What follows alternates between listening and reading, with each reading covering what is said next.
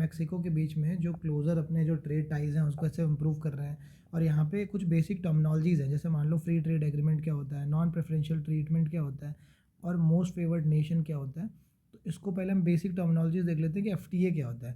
Free trade agreement यानी कि FTA, और वो एक ऐसा एग्रीमेंट होता है जिसमें दो या दो से ज़्यादा कंट्रीज़ आपस में ट्रेड बैरियर्स को कम करती है। ट्रेड बैरियर्स कौन कौन से होते हैं, जैसे मान लो ट्रेड बैरियर्स होता है हमारा कस्टम ड्यूटी, इम्पोर्ट ड्यूटी,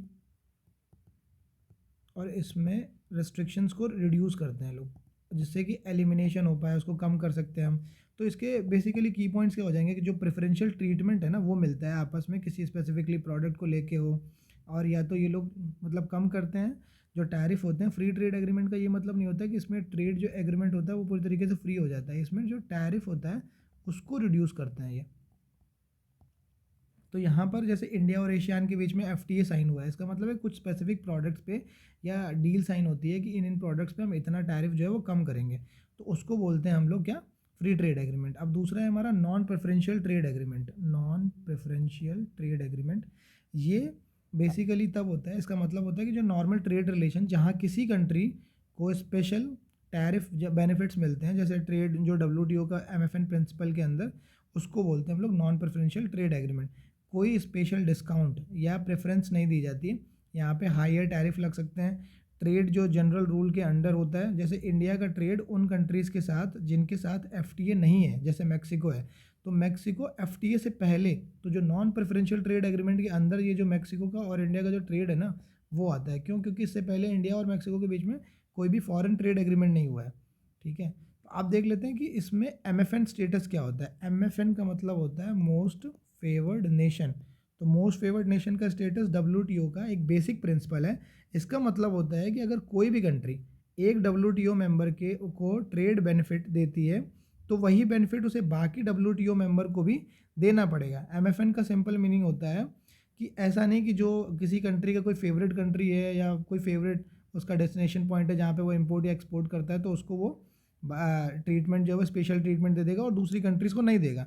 तो ये डब्ल्यूटीओ का एक रूल है और ये डिस्क्रिमिनेशन अलाउड नहीं करता है। Same tariff same trade rule सारी कंट्रीज़ को देने पड़ेंगे और ये ऑटोमेटिक अप्लाई होता है डब्ल्यूटीओ मेंबर्स के साथ।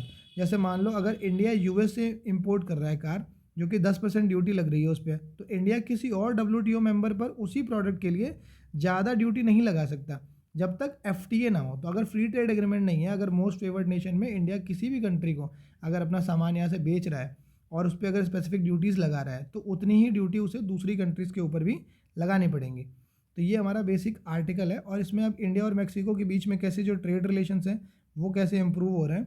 तो यहाँ पे और मैक्सिको और इंडिया के बीच में जो ग्लोबल ट्रेड चैलेंजेस हैं और इसी के बीच में दोनों ही देश अपने इकोनॉमिक रिलेशंस को कैसे स्ट्रॉन्ग कर रहे हैं और फ्री ट्रेड एग्रीमेंट पर भी डिस्कशन की बातचीत चल रही है यहाँ पर इस पूरे आर्टिकल में।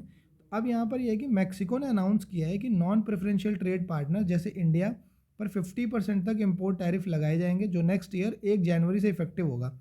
अब दिक्कत क्या है, इस चैलेंज को रिस्पॉन्स देते हुए इंडिया ने मैक्सिको के साथ एक्टिवली यहाँ पे क्या कर दिया, एफटीए साइन कर दिया कि जो नॉन प्रेफरेंशियल ट्रेड एग्रीमेंट था उससे बचने के लिए कि टैरिफ जो है ना वो इंक्रीज़ ना हो जाए, इसलिए इंडिया ने मैक्सिको के साथ एफटीए नेगोशिएट कर रहा है जाकि जिससे कि इंडिया के जो एक्सपोर्टर्स का इंटरेस्ट है उसको प्रोटेक्ट हो सके। टर्म ऑफ रेफरेंस क्या है यहाँ पे, अभी एफटीए के टर्म ऑफ रेफरेंस फाइनल किए जा रहे हैं, जो ये डॉक्यूमेंट बताएगा कि नेगोशिएशंस का स्कोप है या नहीं है, स्ट्रक्चर और फ्रेमवर्क क्या होगा।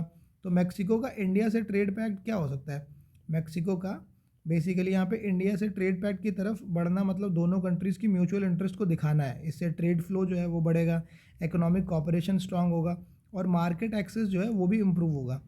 अब यहाँ पे यूएस के जो लॉ मेकर्स हैं उन्होंने भी चैलेंज किया जो ट्रंप ने टैरिफ लगाया। जैसे अमेरिका में 3 लॉ मेकर्स ने पहले ही लगाया गया था कि ट्रंप जो एरा है टैरिफ के खिलाफ कांग्रेस में रेजोल्यूशन इंट्रोड्यूस किया जिससे कि इंडिया और यूएस पार्टनरशिप को वीक भी करता है। जैसे लॉ मेकर्स ने ये भी माना है कि एग्रेसिव जो टैरिफ पॉलिसी से इंडिया और यूएस अलायंस को नुकसान हुआ है, जिससे ग्लोबल ट्रेड स्टेबिलिटी है वो भी डिस्टर्ब हुई है और अमेरिका के जो इंटरेस्ट हैं वो भी हर्ट हुए हैं। तो अफ़गानिस्तान के हेल्थ मिनिस्टर इंडिया के विज़िट पर आ रहे हैं। जैसे मान लो यहाँ पर जो भी अफ़गानिस्तान के हेल्थ मिनिस्टर हैं वो इंडिया पे विज़िट पर आ रहे हैं। पिछले 3 महीने से तीसरी मिनिस्टर लेवल विज़िट हुई है जहाँ पे एक स्ट्रॉन्ग डिप्लोमेटिक रिलेशन को शो करता है और कहीं ना कहीं इस आउटरीच को हाई लेवल डायलॉग हो रहे हैं, जिससे हेल्थ केयर कॉपरेशन बढ़ रहा है। और एक्सटर्नल प्रेशर के बावजूद भी इंडिया अपने रिलेशन जो है वो अफगानिस्तान के साथ क्या कर रहा है, इंप्रूव कर रहा है। यहाँ पे जैसे मिनिस्टीरियल इंगेजमेंट हो रही है, हेल्थ केयर के साथ कॉपरेशन हो रहा है, अपने टाइज को कैसे इंप्रूव कर रहा है, ये पूरे आर्टिकल में। अब यहाँ पर ये जो इंडिया का जो ह्यूमैनिटेरियन सपोर्ट है हेल्थ केयर में, जैसे इंडिया ने अफगानिस्तान में कई हेल्थ केयर प्रोजेक्ट सपोर्ट किए हैं, जैसे थैलेसीमिया का सेंटर है, और यहाँ पे डायग्नोस्टिक फैसिलिटीज़ बनाई गई हैं, मैटरनिटी क्लिनिक्स बनाए गए हैं, ऑन्कोलॉजी और ट्रॉमा सेंटर्स बनाए गए हैं। तो इंडिया ने लार्ज स्केल पे मेडिकल एड है वो तो दी ही है, वैक्सीन और मेडिसिन सप्लाई की है, इमरजेंसी रिलीफ प्रोवाइड किया है, और यूनाइटेड नेशन में अफगानिस्तान के लिए अपनी कमिटमेंट को रिपीट भी की है। और यहाँ पे राइट टू डिस्कनेक्ट बिल है, और राइट टू डिस्कनेक्ट बिल जो इंडिया के वर्क कल्चर में एक इम्पॉर्टेंट शिफ्ट है। ये एम्प्लॉयज़ के वर्क आवर्स के बाद डिजिटली डिस्कनेक्ट होने का राइट देता है, जिससे वर्क लाइफ जो है उसे बैलेंस कर सकते हैं।